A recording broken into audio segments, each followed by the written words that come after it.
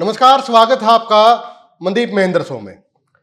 आज देश में दो प्रोटेस्ट हुए हैं, एक जंतर मंतर दिल्ली के अंदर कॉकरोच जनता पार्टी का और दूसरा कुरुक्षेत्र के अंदर कांग्रेस पार्टी का, जहां पे दीपेंद्र हुड्डा पर वाटर कैनन भी चला। मेरे साथ बातचीत में वरिष्ठ पत्रकार महेंद्र सिंह है। सर, स्वागत है आपका। धन्यवाद मनदीप जी। सर, आज क्या कुछ कहेंगे इन जो बड़े एक प्रोटेस्ट हुए हैं सर? बड़े भी और मनदीप जी चर्चित भी जी, क्योंकि ये शब्द लगाना जरूरी है, क्योंकि कई बार ये होता है कि बड़े प्रोटेस्ट तो हो जाते हैं लेकिन उनकी चर्चा नहीं होती है।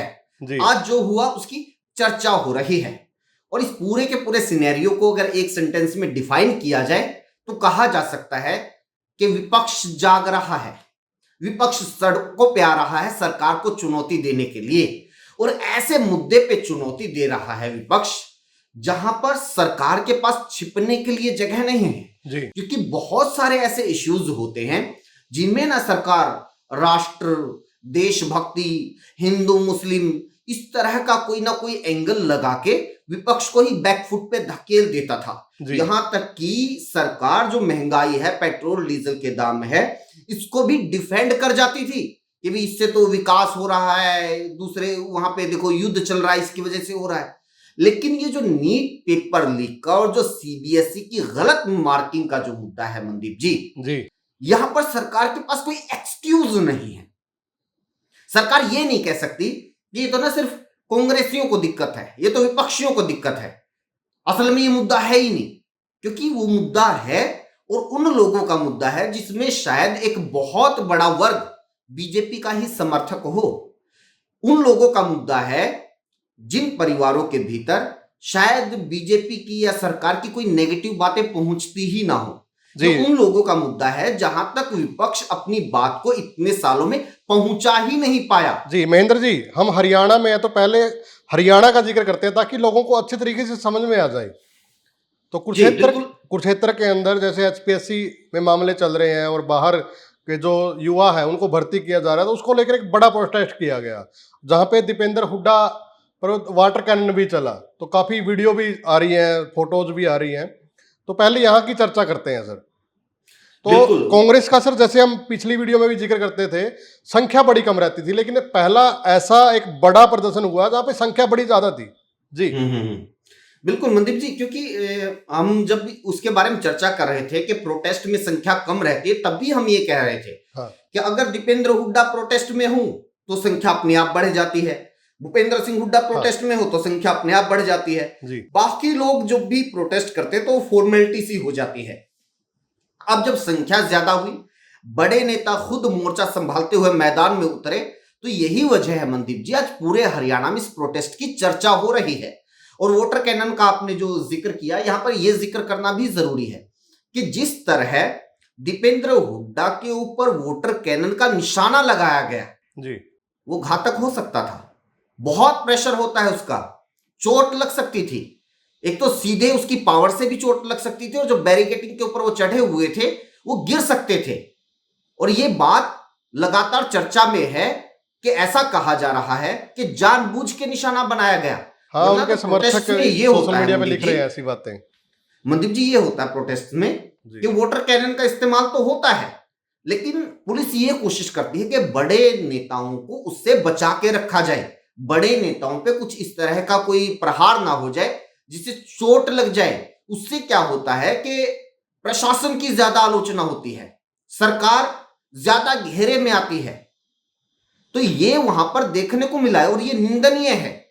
ठीक है भाई, ये होता है, विपक्ष जाएगा, घेराव की कॉल होती है, उसके बाद बैरिकेडिंग होती है और बैरिकेडिंग के ऊपर वहां पर जो वोटर कैनन वगैरह होता है, थोड़ी बहुत धक्का मुक्की सी हो जाती है और उसके बाद शाम को प्रोटेस्ट खत्म हो गया, सभी अपने अपने घरों, ये होता है।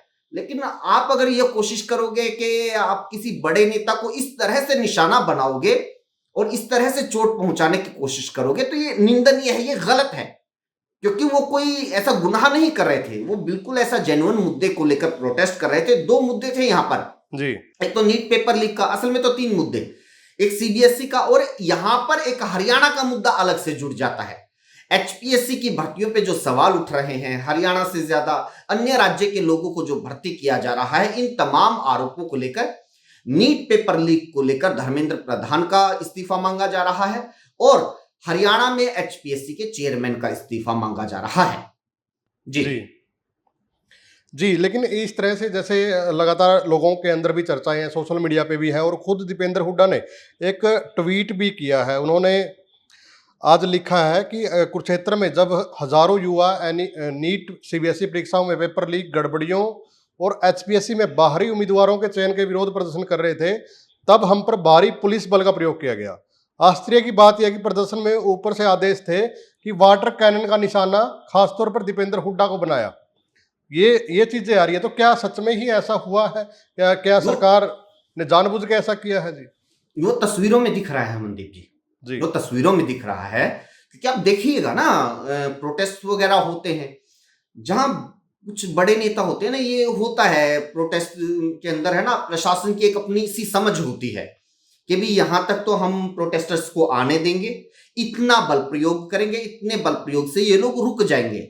और बड़े नेताओं को या तो डिटेन कर लिया जाता है या फिर उनको वोटर कैनन का डायरेक्ट निशाना नहीं बनाया जाता। यहां तक कि अगर लाठीचार्ज भी हो तो उसमें कार्यकर्ताओं को तो निशाना बनाया जाता है, लेकिन नेताओं को नहीं बनाया जाता। ये बहुत बार होता है, लेकिन यहां पर यह दिखा कि जो वोटर कैनन का सीधा निशाना दीपेंद्र हुड्डा के ऊपर जाता है और वो बार बार जाता है।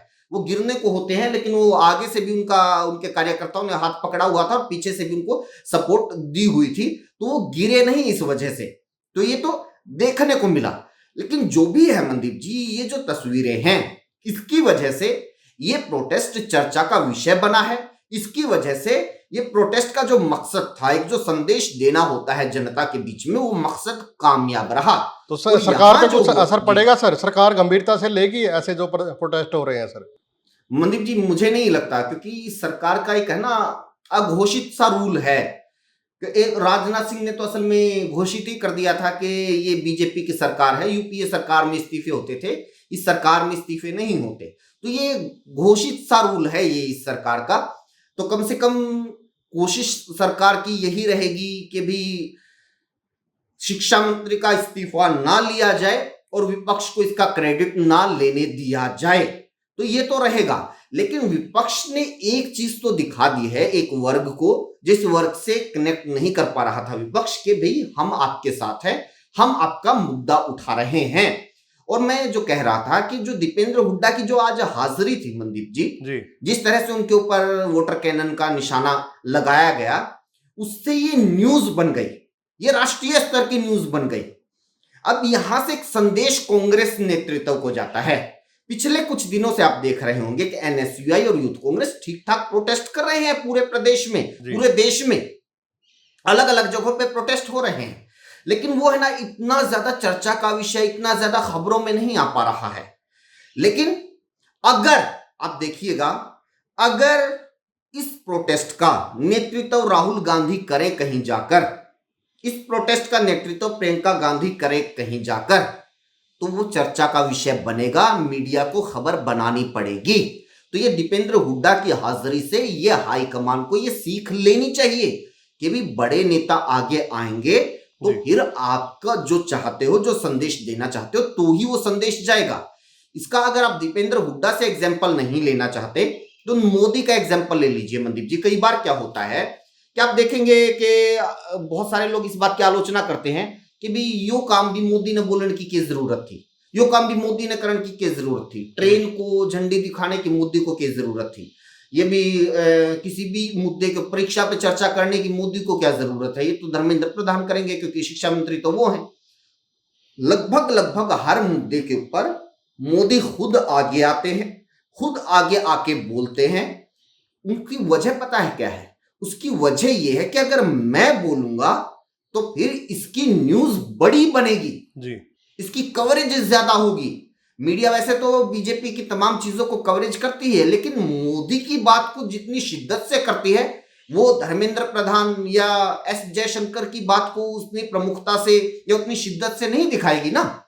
तो ये बात कांग्रेस को भी समझनी चाहिए कि अगर आपके वर्कर ग्राउंड पे मेहनत कर रहे हैं और उनकी उतनी चर्चा नहीं हो पा रही है, तो क्यों नहीं राहुल गांधी को आ जाना चाहिए प्रोटेस्ट में?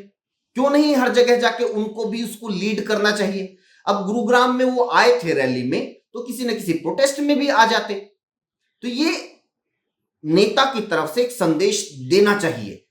जी, तो जो हरियाणा में बेरोजगारी का मुद्दा है, एक सबसे बड़ा मुद्दा बन के रह गया सर अब। हाँ, देखो मुद्दा तो है बेरोजगारी का इसमें तो, और ये काफी टाइम से है। जब अब तो सीएमआई की जो आंकड़े हैं वो भी नहीं आते हैं। पहले जब सीएमआई के आंकड़े आते थे तो बड़ी भत पिटती थी सरकार की, देश में सबसे ज्यादा बेरोजगारी 37% तक बेरोजगारी पहुंच जाती थी। लेकिन अगर सरकारी आंकड़ों की भी बात करें मनदीप जी, पिछले दिनों ही, एग्जैक्ट अगर मैं बताऊं तो पिछले दिनों ही संसद के भीतर ये बेरोजगारी के आंकड़े पेश किए गए थे। तो ये बताया गया था कि कांग्रेस सरकार के दौरान जो बेरोजगारी दर 2.8 थी, शायद मतलब 3 से नीचे थी, वो अब 8 दशमलव कुछ हो गई है, लगभग 7-8% हो गई, लगभग 2-3 गुना वो बढ़ चुकी है, उससे भी ज्यादा भी हो चुकी है अगर सीएमआई के आंकड़ों की हम लोग माने तो। ये एक मुद्दा है, इससे कोई इनकार नहीं कर सकता। इसकी बड़ी वजह यह है कि निवेश बड़ी मात्रा में हरियाणा क्या देश में नहीं आ रहा है। निवेशक जा रहे हैं अपने पैसे निकाल के, भारतीय बाजार से निवेशक पैसे निकाल रहे हैं, ना कि निवेश कर रहे हैं। और हरियाणा में एक और बेरोजगारी की वजह यह है कि लंबे टाइम से बड़ी भर्तियां नहीं हो रही हैं और सरकारी विभागों में बहुत सारे पद खाली पड़े हुए हैं। सीईटी का मामला पूरी तरह से सेटल नहीं हुआ है, उसके बाद जो भर्तियां निकलनी थी वो नहीं निकल रही हैं। 2 लाख के लगभग पद खाली पड़े हुए हैं। सरकार ने कहा था कि 2 लाख पद भरेंगे हम लोग 5 साल में, लेकिन जिस हिसाब से, जिस रफ्तार से सरकार भर्तियां कर रही है, इस हिसाब से तो शायद 200 साल लग जाएंगे 2 लाख नौकरियां देने में। जी, तो विपक्ष का जो एक जोरदार आज प्रदर्शन था, तो इसे कुछ कहीं न कहीं गंभीर लेगी सरकार? हरियाणा सरकार की बात करें। हाँ, नहीं लेगी, क्योंकि देखो क्या है कि पसीने तो छूटे हुए हैं सरकार के इस मुद्दे के बाद। इस मुद्दे में क्या हुआ कि एक तो ये कांग्रेस हो गई, इस भी तो कॉकरोच पार्टी वाला हम लोग जिक्र भी भूल गए थे, तो वो भी तो एक खड़ा हो गया ना, नैरेटिव तो खड़ा हो गया ना, सोशल मीडिया का जो बवाल सा होया करे वो तो खड़ा हुआ ना। जी। बहुत सारे लोगों तक तो उन्होंने भी बात पहुंचाई, उनके जरिए भी तो नए लोग जुड़े। अब बहुत सारे लोग ऐसे हैं कि भी वो जो बीजेपी का तो विरोध करना चाहते हैं, लेकिन वो कांग्रेस के झंडे के नीचे नहीं आना चाहते, तो भी उन्होंने अपना एक अलग से मंच बना लिया। तो वो लोग ये बात तो वही कर रहे हैं। जी, बिल्कुल, बिल्कुल। धन्यवाद सर इस पे बातचीत करने के लिए, और आपका क्या कुछ कहना है? आप भी कमेंट के माध्यम से अपनी राय ज़रूर दें।